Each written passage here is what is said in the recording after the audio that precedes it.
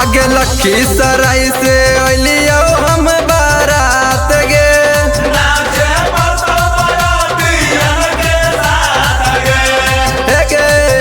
आगे लखीसराय से अलियो हम बारात गे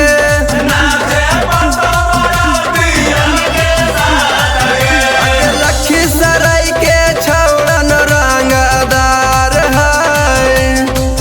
ढेर बोलता जे सारतिया हो तो मार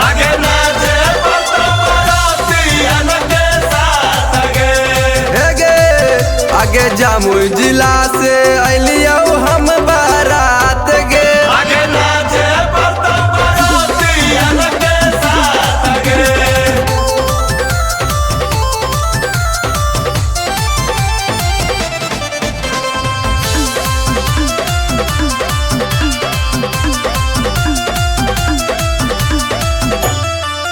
आगे लखीसराय के बाराती गे छौड़ी हो बो हाय उतपाती गे बाचा बाचा जाने गे छौड़ी चलावे गोली लाठी गे आगे लखीसराय के बाराती गे छौड़ी हो बो हाय उतपाती गे बाचा बाचा जाने गे छौड़ी चलावे गोली लाठी गे आगे बढ़िया के छौड़न रंगदार है आगे बेगूसराय के छौड़न रंगदार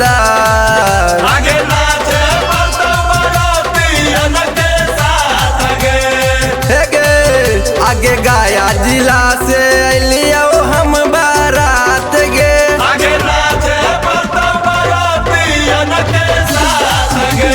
सकपुरा से अलियो हम बारात गे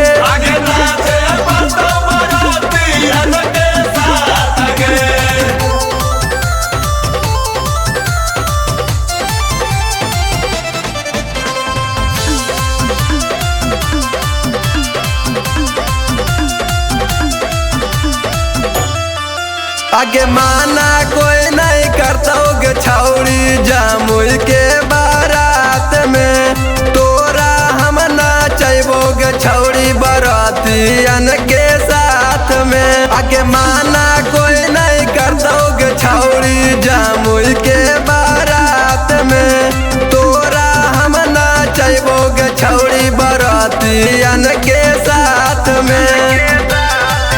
आगे कहो हो शिवम राजीव अविनाश गे तू मान लेना चाहत राहुल के बात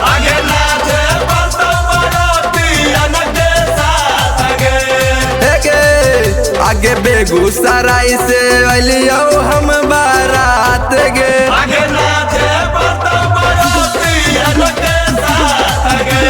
लखीसराय से अलियो हम